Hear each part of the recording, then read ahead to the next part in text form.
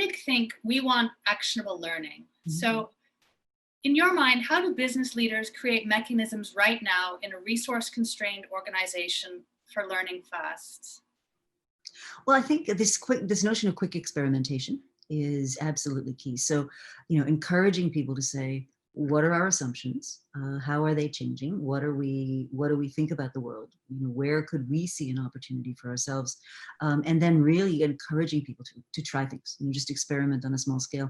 If I go back to my Franklin Delano Roosevelt example, what they did, because nobody knew what to do. The economy was in crisis, the world order was very unstable, and people really did not know what the answer was. So to me, the beginning of the answer is you start to run a series of quick tests, quick experiments, getting people to really try things out. And I think that's how you start to facilitate cross-organizational learning. I think the more you can give people tools, the better. So a great illustration of this is something they've done at Adobe for a long time before this current crisis, but I think it's the kind of example others could learn from. It's something called a Kickbox.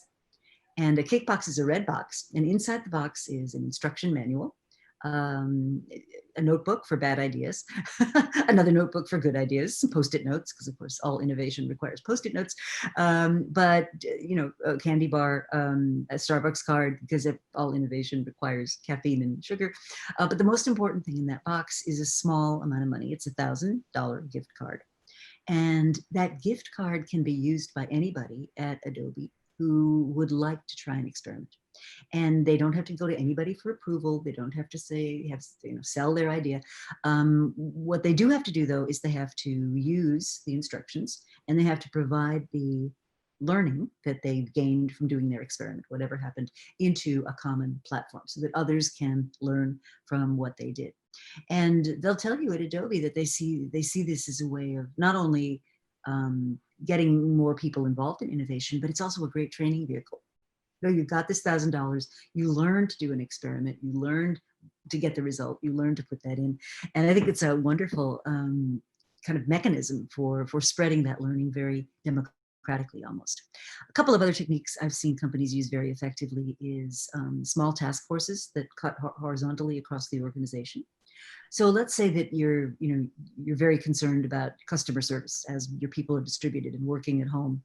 Well, why not get a bunch of, millennials or younger people across the organization, get 8 or 10 of them, put them on this job and say, okay, your task is to help us think through how we're going to maintain high levels of customer engagement, customer satisfaction, high levels of employee engagement and satisfaction, with a constrained budget and without a lot of time to do it. So go figure it out. And sometimes people will come back to you with really interesting ideas that you'd never have thought of without those constraints.